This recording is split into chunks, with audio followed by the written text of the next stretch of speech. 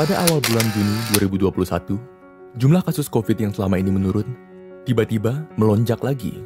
Penyebab kenaikan ini adalah karena sekarang kita tidak hanya melawan satu jenis virus corona saja. Virus corona telah bermutasi. Tapi apa yang membedakan varian-varian ini dari virus corona yang pertama kita temui? Dari mana mereka datang? Dan yang terpenting, apakah vaksin yang kita miliki efektif untuk melawannya? Untuk menjawab semua pertanyaan tersebut, mari kita simak dalam video ini.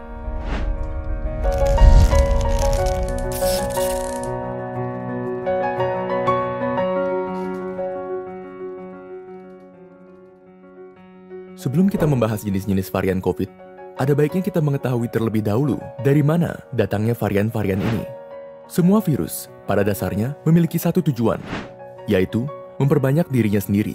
Virus dapat memperbanyak dirinya sendiri dengan menginfeksi dan menggunakan sel tubuh makhluk hidup lain untuk berlipat ganda. Anggap saja sel-sel ini sebagai mesin fotokopi.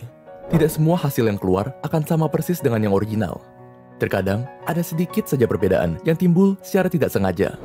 Hal yang sama terjadi pada virus, yakni ketika dirinya berlipat ganda, terdapat kemungkinan terjadi perubahan pada virus tersebut. Perubahan yang dimaksud adalah perubahan terhadap kode genetik yang ada di dalamnya. Kode genetik ini mengatur cara kerja virus. Setiap perubahan terhadap kode genetik merubah cara kerja virus. Perubahan inilah yang disebut sebagai mutasi, dan virus yang mengalami mutasi dikenal sebagai varian. Sebenarnya, mutasi bukanlah sesuatu yang menguntungkan bagi virus, karena kebanyakan mutasi justru menghasilkan virus yang lebih lemah dari virus awal. Sejak pandemi dimulai, telah ditemukan sekitar 4.000 varian COVID yang hampir semuanya lebih lemah dari virus awal. Varian-varian lemah ini tidak bertahan lama. Namun, terdapat juga kemungkinan di mana mutasi justru menghasilkan virus yang lebih kuat, lebih mudah menyebar, dan lebih mematikan.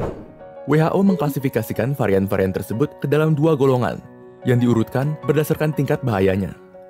Paling rendah adalah variant of interest atau VOI, yaitu varian yang diduga dapat menular lebih cepat dan atau mengurangi efektivitas vaksin yang ada. Satu tingkat di atasnya, ada variant of concern atau VOC, yakni varian yang sudah dipastikan lebih berbahaya dari virus awal. Untuk video ini, kami hanya akan membahas varian yang termasuk dalam golongan variant of concern. Pada saat pembuatan video ini, WHO telah mengidentifikasi 4 macam variant of concern untuk COVID, yakni Alpha, Beta, Gamma, dan Delta. Ayo kita temui mereka. Varian B117 dikenal juga sebagai varian Alpha. Pertama ditemukan di Inggris pada bulan November 2020. Berbeda dengan virus corona biasa, varian ini memiliki mutasi N501Y yang meningkatkan efektivitas penularannya sekitar 50% dibandingkan dengan virus corona jenis awal. Tetapi kabar baiknya, penelitian menunjukkan bahwa varian ini tidak mempengaruhi efektivitas vaksin yang ada secara signifikan. Varian B1351 dikenal juga sebagai varian Beta. Pertama ditemukan di Afrika Selatan pada bulan Oktober 2020.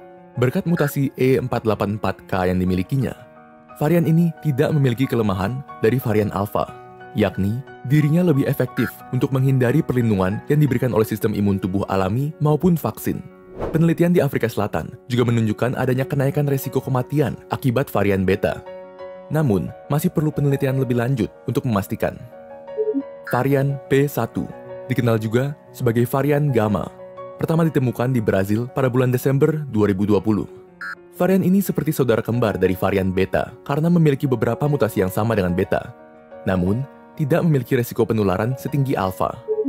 Kelebihan Gamma tampaknya adalah menghindari perlindungan yang diberi sistem imun alami, sehingga lebih efektif menginfeksi ulang orang-orang yang sebelumnya sudah terkena COVID.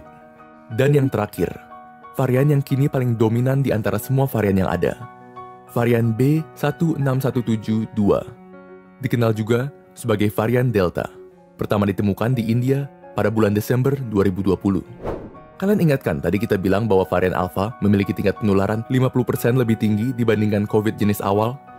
Nah, tingkat penularan Delta justru 50% lebih tinggi daripada Alpha, membuatnya 2 kali lipat lebih mudah menyebar dibandingkan COVID jenis awal. Tidak hanya itu, tingkat efektivitas vaksin ketika menghadapi varian Delta juga berkurang apabila dibandingkan dengan varian Alpha, sebesar 88% dengan Pfizer dan 67% dengan AstraZeneca.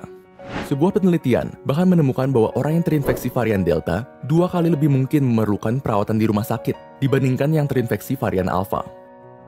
Oke, setelah mendengar semua itu, mungkin kalian bertanya, jadi apakah aku masih perlu divaksin?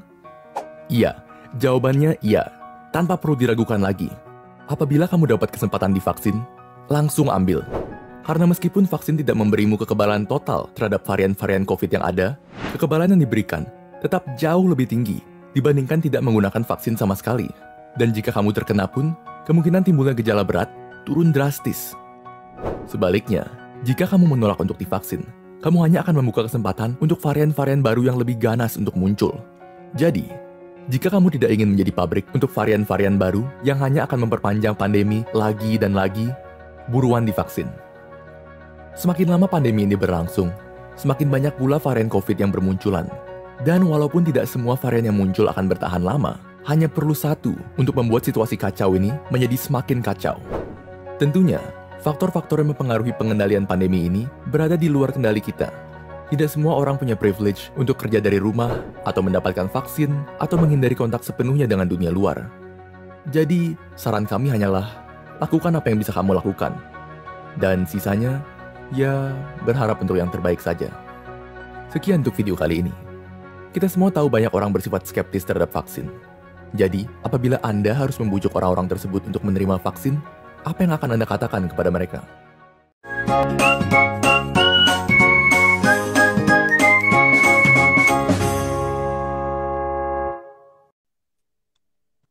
Hai, Assalamualaikum warahmatullahi wabarakatuh. Selamat siang Sobat Sehat Dausada semuanya. Kembali lagi di rubrik 3S, Sehat untuk Semuanya. Masih di channel Rumah Sakit Umum Dausada. Dan kali ini, karena COVID-19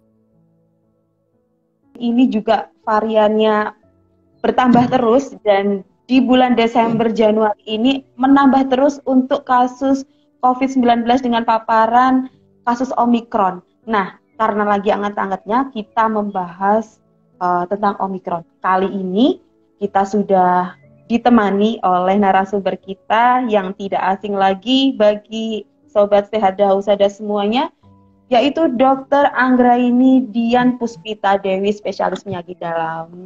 Halo dokter. Halo Mbak. Sehat dokter ya? Ya, Alhamdulillah.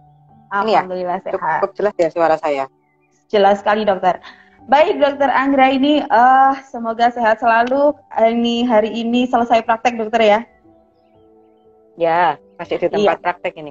Masih di tempat praktek, masih di poli penyakit dalam dokter ya?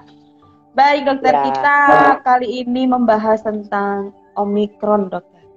Sebenarnya Omikron ini apakah berbeda dengan jenis-jenis COVID yang lain ya dokter? Oke. Ya, selamat sore Sobat Dausada semua ya. Jadi kita kali ini membahas topik yang cukup hot ya. Yang jadi trending topik beberapa minggu terakhir ya, tentang COVID-19. Jadi Omikron ini adalah varian baru atau termasuk varian of concern kita sebutnya ya, VOC, telah ditetapkan oleh WHO. Bedanya mungkin dengan Delta ya. Jadi bedanya dengan Delta apa? Sebenarnya ini masih sama-sama virus COVID.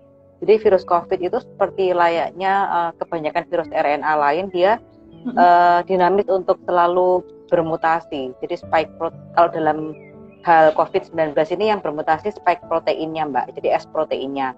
Jadi pada varian Omikron ini spike proteinnya mengalami multiple mutasi. Jadi akhirnya nanti pengaruhnya adalah yang pertama terhadap penularannya, yang kedua adalah severity of disease-nya, keparahan sakitnya, kemudian yang ketiga juga tentang potensial reinfeksi, dan yang terakhir itu adalah immune escape atau bagaimana pengaruhnya terhadap misalnya vaksinasi, booster itu nanti varian of concern dari Omikron ini nanti kira-kira penjelasannya nanti menarik-nariknya adalah di kira-kira 4 hal tersebut.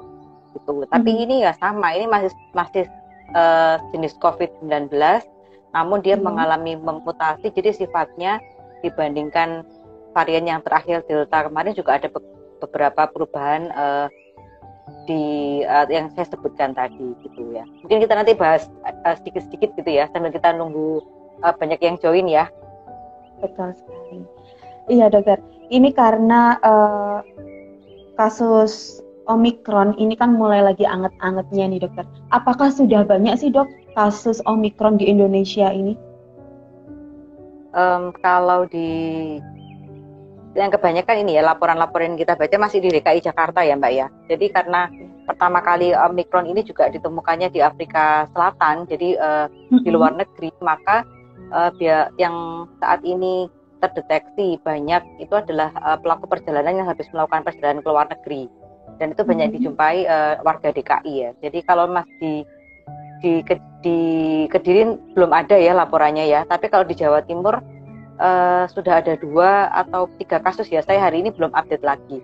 Tapi kalau di Jakarta memang sudah mencapai ratusan ya angkanya, jadi lumayan cepat doubling time-nya, perkembangannya. Jadi Omikron sendiri sifatnya memang jadi dia lebih mudah menular dibandingkan varian Delta dengan masa inkubasi yang lebih cepat. Kalau varian Delta kemarin kan mean time periode inkubasinya sekitar 5 hari sampai 14 hari ya Mbak ya. Kalau Omikron ini disebutkan oleh WHO sekitar 2 sampai 3 hari sudah bisa menyebabkan keluhan.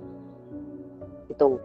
Tapi dari beberapa preliminary study, walaupun ini masih juga harus data-data yang terkumpul harus lebih banyak, dikatakan bahwa pada individu yang sehat tanpa komorbid atau individu yang telah mendapat vaksinasi itu tampilan klinisnya lebih ringan dibandingkan Delta. Tapi ya dengan adanya informasi tersebut tidak serta-merta kita terus akhirnya awareness kita terhadap Omikron ini menurun, terutama pada populasi tertentu seperti orang-orang yang dengan komorbid, kemudian lansia, anak-anak kecil yang belum mendapatkan vaksinasi. Omikron ini harus tetap kita waspadai. Betul sekali. Jadi kasusnya untuk ketika terpapar itu gejalanya lebih ringan daripada yang belum tervaksin sama sekali ya dokter ya? Ya, jadi pada individu-individu yang sehat ya, ada catatannya Mbak ya, enggak semua catatannya orang. Hanya untuk individu yang sehat. Kalau dengan individu yang komorbid kita belum bisa memastikan ya dokter ya, berarti sama seperti tetap kasus ada Delta resiko kemarin. Ya, tetap beresiko klinisnya akan bisa menjadi moderate atau severe pada populasi-populasi tertentu, terutama populasi-populasi rentan seperti lansia, orang-orang dengan komorbid yang belum vaksinasi, itu maka resiko untuk tetap menjadi berat atau sedang itu masih tetap tinggi. Ini dokter, mungkin sahabat sehat Dausada semuanya ini tadi yang sempat menyimak kurang paham antara moderat dan severe. Sebenarnya moderat itu seperti apa dan severe yang bagaimana gitu dokter? Jadi kita kilas balik lagi ya. Jadi dari awal COVID-19 itu dikenal menjadi emerging disease, itu memang diklasifikasikan menjadi yang tidak bergejala. Kemudian dari yang bergejala ada ringan, sedang, berat. Dari yang tidak bergejala itu namanya saja tidak bergejala. Jadi dia misalnya dari pemeriksaan swab antigennya positif atau PCR-nya positif karena dia kontak erat, tapi secara klinis tidak menampakkan gejala apa-apa. Itu yang disebut dengan tidak bergejala. Kalau yang bergejala atau simptomatis itu dibagi lagi menjadi 3, yaitu yang ringan, sedang, dan berat. Kalau yang ringan itu tidak disertai dengan keterlibatan dari paru-paru. Jadi dia hanya misalnya demam ringan, kemudian batuk atau pilek atau nyeri telan ringan tanpa ada keterlibatan dari paru-paru dengan saturasi jadi yang masih baik. Nggak ada sesak ya dokter ya? Nggak ada pneumonia, ya. Jadi nggak ada pneumonia. Dari gambaran chest X-ray nggak ditemukan adanya radang paru atau pneumonia. Kalau yang sedang itu ada keterlibatan dari paru, jadi sudah mulai didapatkan pneumonia, namun dengan saturasi oksigen yang masih baik di atas 92%. Kalau dikatakan berat, pasti ada keterlibatan paru-paru, jadi ada pneumonia berat ya, mungkin gambaran infiltratnya bisa di seluruh lapang paru-paru dengan disertai desaturasi atau saturasi oksigennya di bawah 92% pada room air. Jadi perbedaannya seperti itu. Oke.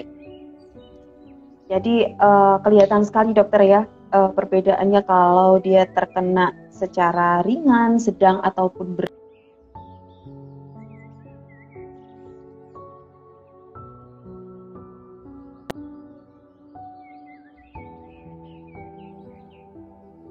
Di Indonesia ini masih dikatakanlah belum banyak gitu dokter ya kasus-kasusnya. Adakah beberapa hal yang mungkin dari kedokteran sendiri ini apa sih untuk mencegah agar kita tuh nggak kena gitu loh. Jadi kan kadang orang-orang takut karena Omikron ini kok dari orang-orang, dari berita yang sudah kita dapatkan, apalagi dari masyarakat awam, itu dapat beritanya kalau kena Omikron untuk kasus kematiannya itu lebih cepat daripada yang kasus Delta. Seperti itu dokter. Kira-kira ada kiat-kiat apa sih dok biar kita tidak terkena? Sebenarnya ini Mbak, justru laporan-laporan dari preliminary study itu studi-studi awal ya, studi-studi awal dari yang negara-negara yang sudah tinggi angka Omikronnya itu sebenarnya angka hospitalisasi atau angka rawat inap dari varian ini tuh lebih sedikit dibandingkan, lebih rendah dibandingkan varian Delta. Jadi angka terjadinya mortalitas maupun morbiditas keparahan COVID-nya itu saat ini pada awal studi ini masih lebih ringan dibandingkan Delta gitu. Kalau jadi maksudnya belum berarti kita aware, kita turun terus akhirnya abai gitu ya. Tapi kabar baiknya adalah memang pada yang seperti saya bilang tadi, pada individu yang sehat, yang vaksinasi sudah booster itu memang dia tampilan klinisnya memang lebih ringan dibandingkan dengan varian Delta. Jadi tetap varian Delta lebih berat dari Omikron gitu. Cuma Omikron ini yang menjadi perhatian adalah karena dia transmisinya ditransmisikan dari person to personnya itu lebih cepat. Tetap saja apabila penularannya cepat, maka tetap saja nanti fasilitas kesehatan dikhawatirkan tetap akan seperti dulu ya, akan kewalahan dan full penuh apabila lagi memang kayak dulu ya orang dokter. ya yang akhirnya masuk misalnya hanya untuk sekedar dirawat atau isolasi. Tetap kalau memang angkanya yang tertular banyak, maka tetap akan mempengaruhi fasilitas kesehatan. Gitu sih. Berarti untuk vaksinasi yang booster atau vaksinasi yang ketiga ini juga sangat mendukung sekali dokter ya, sangat penting sekali ya. Jadi penting. Jadi yang menjadi perhatian juga bahwa ternyata Omikron ini angka reinfeksinya tinggi Mbak. Jadi seseorang yang sudah pernah terpapar COVID dengan adanya Omikron ini dia tetap bisa kena, mudah terkena. Tetap bisa kena lagi ya dokter ya? Ya bisa. Jadi dia katakan memang mudah reinfeksi dibandingkan varian Delta. Kenapa begitu? Karena Omikron ini kan mengalami mutasi yang multiple. Jadi pada spike protein atau bagian protein yang menempel di inang kita itu dia mengalami mutasi. Akibatnya dia jadi bahasa mudahnya tidak mudah dikenali oleh sistem imun kita. Karena dia tidak mudah dikenali maka escape. Jadi imun escape, jadi bisa lolos. Akhirnya menimbulkan keluhan, walaupun keluhan itu sifatnya ringan pada orang-orang yang sudah mendapatkan vaksinasi seperti itu.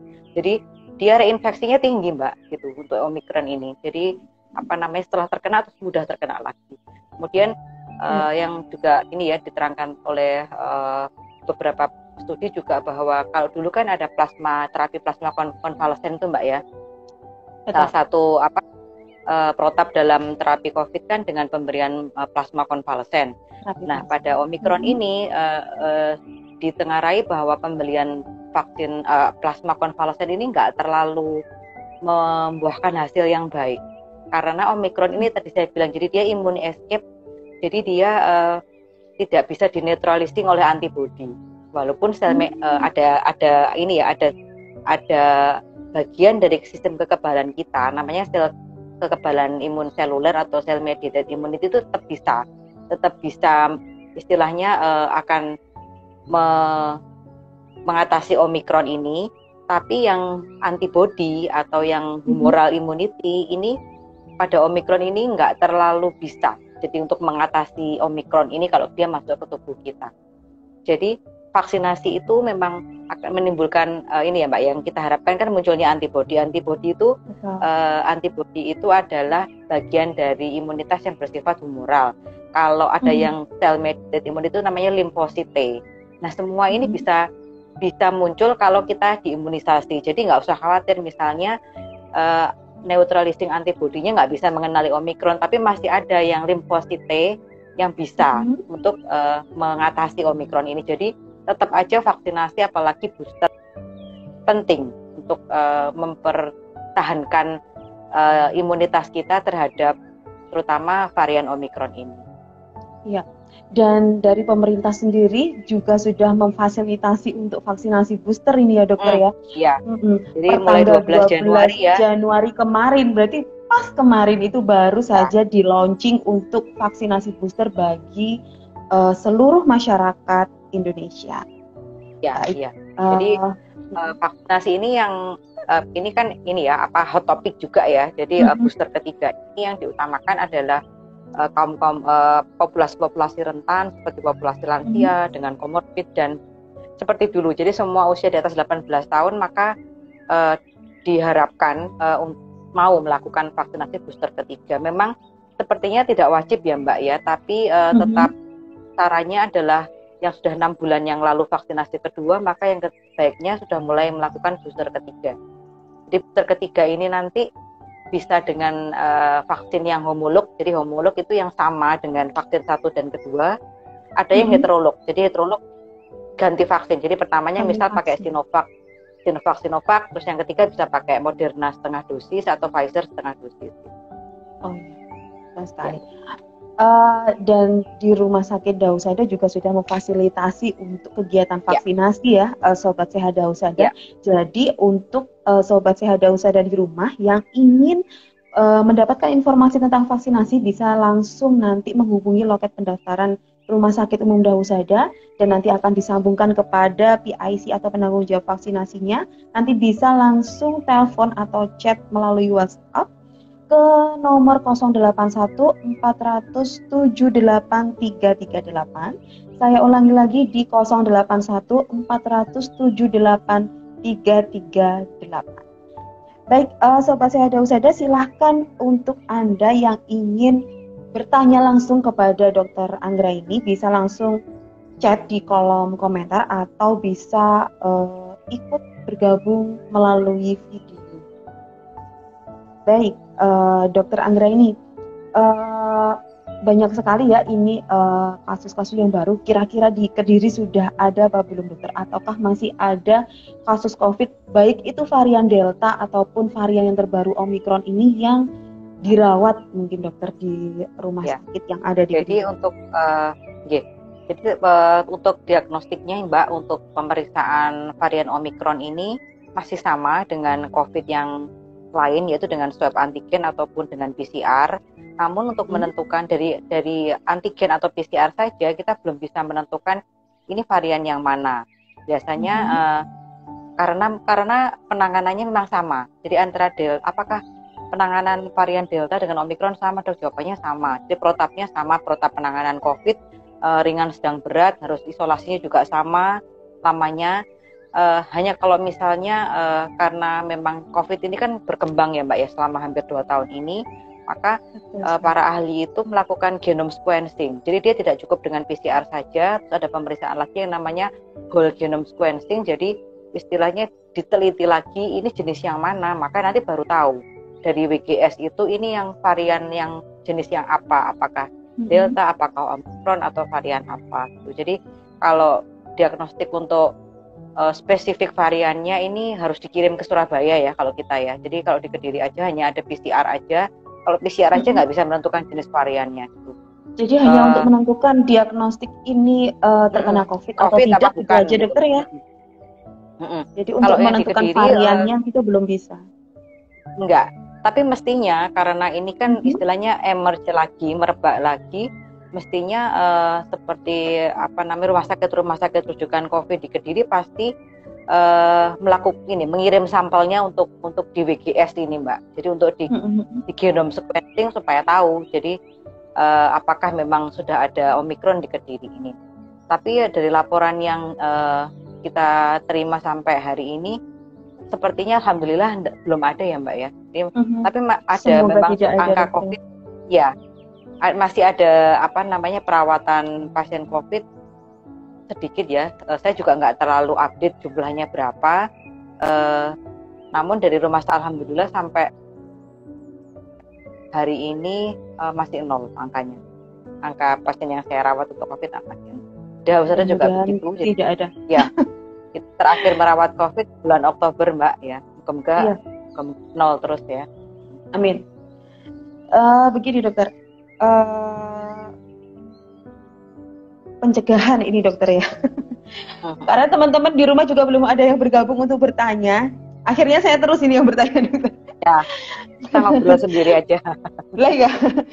Gini dokter, kayak pencegahan ini dokter kan banyak sekali ya, kita sudah mencegah juga, PPKM juga sudah, dari kepolisian juga sudah melakukan pembatasan-pembatasan, dari tim kesehatan juga sudah tidak bosan-bosan untuk mengingatkan prokes gitu ya dokter ya. Tapi kan namanya kita memakai masker setiap hari dan lamanya sudah 2 tahun dokter ya. Hampir 2 tahun kita setiap hari menggunakan masker kemanapun dan dalam aktivitas apapun itu pasti juga ada kebosanan. Dan ketika varian Delta sudah mulai menurun tahun 2021, masyarakat juga sudah mulai banyak yang lengah untuk menerapkan prokes ini. Nah, ini dokter, apakah dengan kita minum vitamin, suplemen dan lain-lain itu bisa menggantikan masker atau bisa menggantikan vaksinasi atau itu hanya pendukung saja dokter? Iya, oke. Jadi ini merupakan bagian yang terpenting dari edukasi kita juga. Jadi supaya tidak banyak yang sakit, maka nomor 1 tetap sebaiknya pencegahan. Jadi lebih baik mencegah daripada kita mengobati. Pencegahan tetap nomor 1, yaitu tetap 3M bahkan 5M itu Mbak. Jadi 5M. Masker tidak bisa digantikan oleh vaksin. Jadi masker itu sampai sekarang nggak bisa. Jadi walaupun udah vaksin, nanti booster ketiga pun nggak bisa lepas masker. Jadi tetap kita harus pakai masker. Karena apa ya? Karena vaksinasi sendiri itu proteksinya nggak 100%. Jadi bukan proteksi tidak akan terkena, tapi tujuan dari vaksinasi adalah ketika kita terkena maka gejalanya ringan atau tidak bergejala.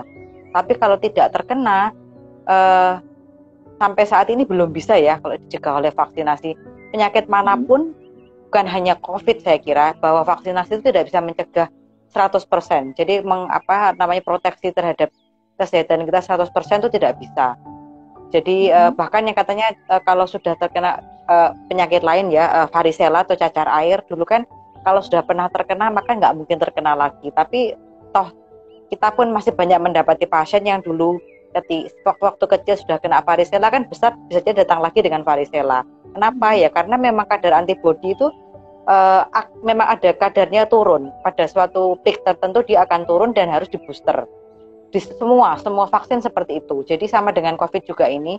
Oleh karena itu walaupun sudah vaksin 2 kali atau bahkan nanti vaksin booster ketiga, kita harus tetap prokes pakai masker. Karena ya itu tadi misalkan karena ya memang tanpa masker tapi memakai face shield itu seperti apa dokter? Tetap nggak direkomendasikan Mbak. Jadi nggak bisa menggantikan. Karena masih ada celah-celah yang bisa dilewati oleh virus yang kita nggak tahu. Ya, apalagi kalau face shield-nya face shield cantik kayak gitu ya. Dari atas bisa masuk. Ya, mestinya kalau face shield kan sini juga ketutup ya, yang bagian atasnya ketutup sampai ke bagian pinggir ini juga tercover. Tapi rekomendasi dari CDC ataupun WHO, jadi face shield nggak bisa menggantikan masker. Masker tetap harus kita pakai ya. Jadi tentang Omikron ini, walaupun isunya dia keluhannya ringan, tapi apabila sudah ada yang terkena karena dia keluhannya ringan, tapi transmisinya cepat Mbak, itu yang harus jadi perhatian kita. Kalau transmisinya cepat, semua terkena, nanti pada titik tertentu kalau yang terkena itu orang-orang yang rentan saya bilang tadi, maka mereka juga pasti akan berat, kematian pasti akan tinggi lagi. Jadi tetap untuk mencegah supaya Omikron ini angkanya tidak naik seperti Delta dulu, tidak menimbulkan gelombang ketiga di Indonesia, maka tetap nomor satu itu kita harus prokes, protokol kesehatan tetap nomor satu. Vaksinasi diikuti oleh vaksinasi juga. Baik dokter, ini sudah ada pertanyaan yang masuk dokter dari Guhana Oscar. Maaf agak terlambat bergabung, bagaimana ciri-ciri atau gejala Omikron dan bagaimana pencegahan agar tidak terpapar Omikron? Ya, jadi kalau ciri-ciri tidak jauh beda ya Pak Oscar ya, dengan varian Delta, jadi sama demam, terus kemudian ada keluhan pernafasan juga, namun yang paling dominan itu kelelahan. Jadi justru pasiennya jadi malaise atau lemah, terus kemudian pusing. Tapi tetap gejala yang lain juga sama aja. Jadi ada demam, ada batuk pilek, kemudian ada nyeri-nyeri otot, nyeri-nyeri sendi seperti itu. Kemudian pencegahannya sama Pak. Jadi ini masih bagian dari COVID-19 walaupun namanya sekarang macam-macam ya, ada alfa, beta, kemudian ada delta, ada kappa, ada sekarang omikron, itu semua adalah COVID-19. Mereka cara penularannya sama, yaitu dari droplet infeksi. Jadi pencegahannya adalah dengan menerapkan protokol kesehatan. Jadi memakai masker, mencuci tangan, menjaga jarak, menjauhi kerumunan.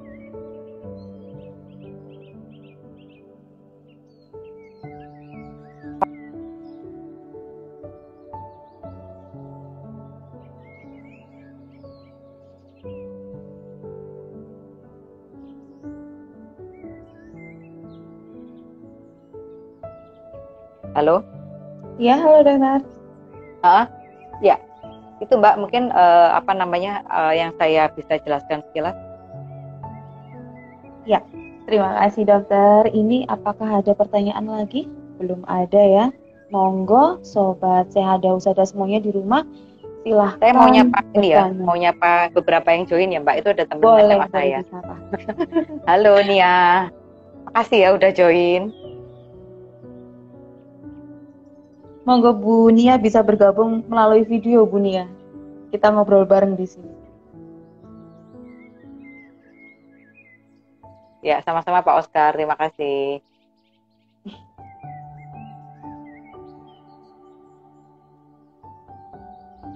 Ya. Jadi sebenarnya ini sih Mbak, kalau dari data-data yang disampaikan oleh WHO memang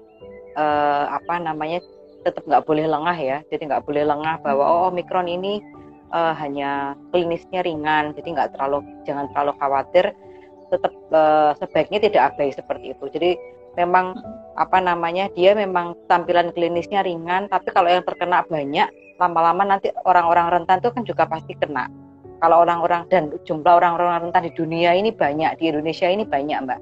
Jadi kalau nanti akhirnya seperti dulu semua kena, populasi rentan kena, maka rumah sakit akan pasti penuh lagi. Kemudian fasilitas kesehatan ini juga akan kewalahan seperti ketika periode Juli sampai dengan Oktober tahun lalu ya, yang gelombang 2 itu ya. Betul sekali.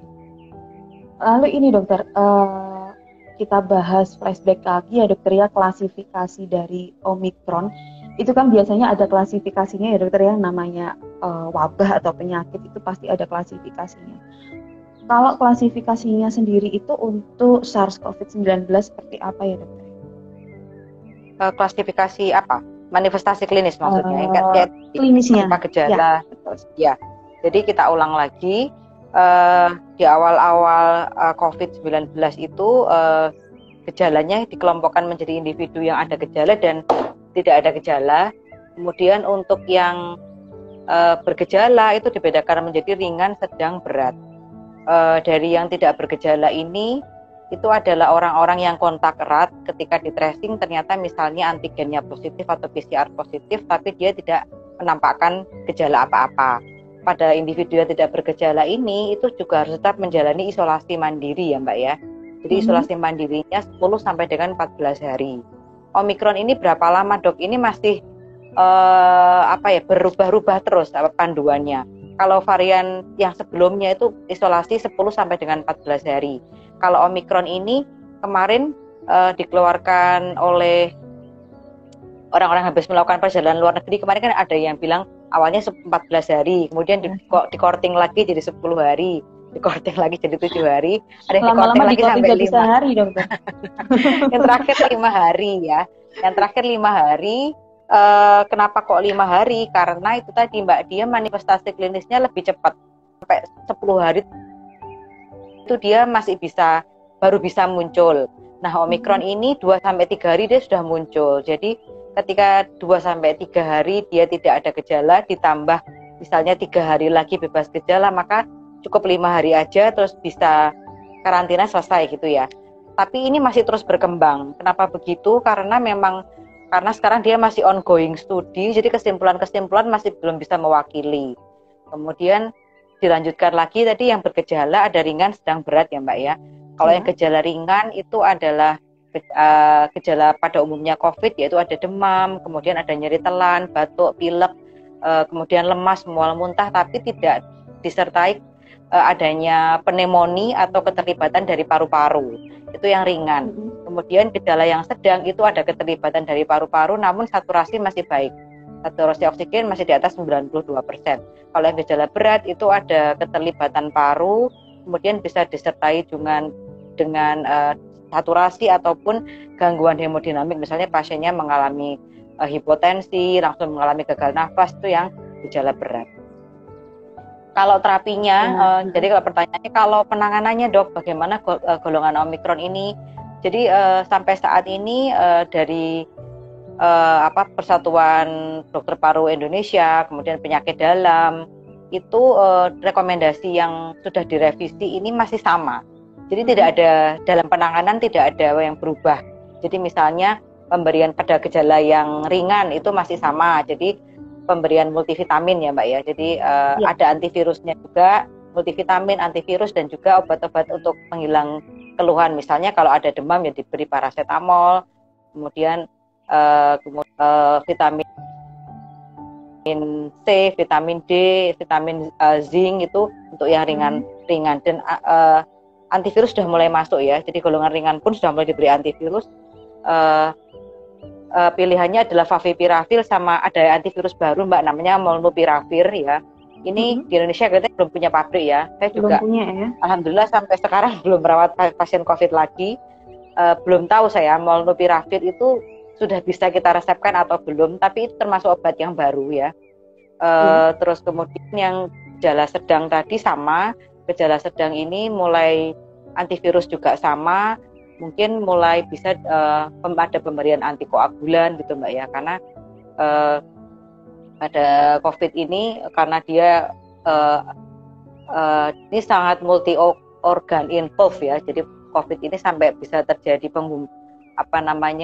penggumpalan darah dan lain-lain itu ya, makanya diberikan antikoagulan juga gitu sih.